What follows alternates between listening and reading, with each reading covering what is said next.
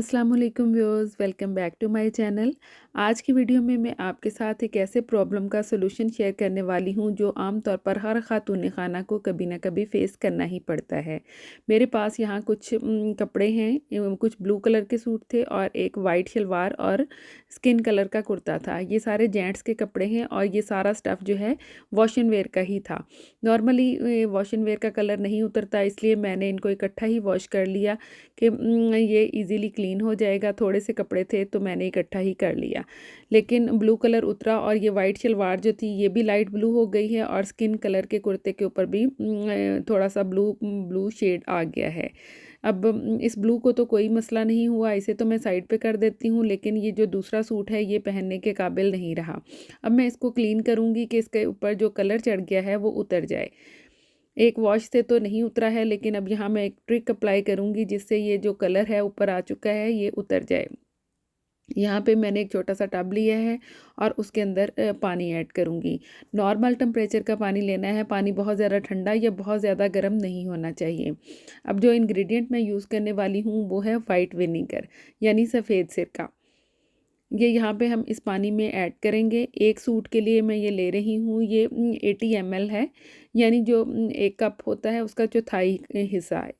और ये यहाँ पे भी आप देख सकते हैं, ये यहाँ पे आपने कंजूसी नहीं करनी है। जितना विनेगर मैंने डाला है इसी तरह से आपने ये भर के ही डालना है। अगर आप कम डालेंगे तो हम यहाँ पे एक ही इंग्रेडिएंट यूज़ कर रहे हैं तो वो प्रॉपर काम नहीं करेगा। अब ये जो सूट है ये मैं इसके अंदर डुबो देती हूँ। अच्छी तरह से इसको भीगना चाहिए इस पानी के अंदर। शलवार भी इसी तरह से मैं इसके अंदर डिप कर दूंगी और अगर पॉसिबल हो तो इनको ओवरनाइट छोड़ दें। अगर ओवरनाइट नहीं कर सकते तो कम से कम 3 से 4 घंटे तो ये ज़रूर इस पानी में डूबना चाहिए।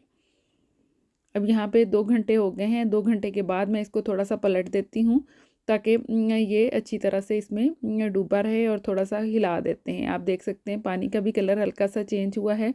अब 4 घंटे के बाद मैं इनको हल्का सा निचोड़ूंगी और इसको हमने मशीन में डाल देना है। इन कपड़ों को निचोड़ के हल्का सा तो मशीन में इनको हमने वॉश करना है। एक ही दफ़ा विनेगर में डिप करने से सारा कलर नहीं उतरेगा।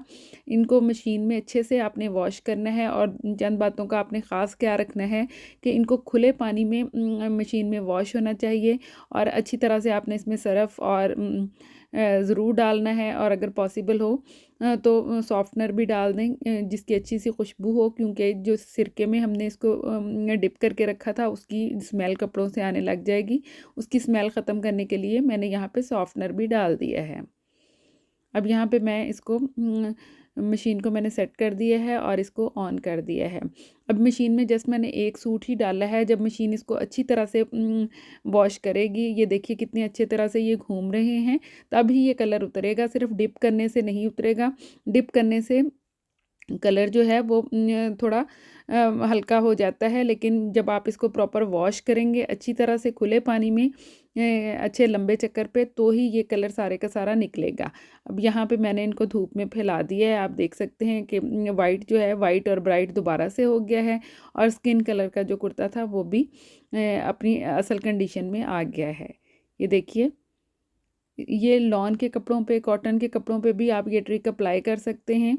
सिरके से आपके कपड़ों का कलर ख़राब नहीं होगा, बल्कि जो ऊपर कलर आ चुका है वो उतर जाएगा। लेकिन बाद में आपने इनको अच्छी तरह से प्रॉपर वॉश करना है खुले पानी में, और अच्छी तरह से सरफ़ डाल के, और स्मेल ख़त्म करने के लिए पॉसिबल हो तो सॉफ्टनर भी डाल लें। यकीनन ये टिप आपको पसंद आई होगी। वीडियो पसंद आए तो लाइक करें, चैनल को सब्सक्राइब करें। दुआओं में याद रखिए। अल्लाह हाफ़िज़।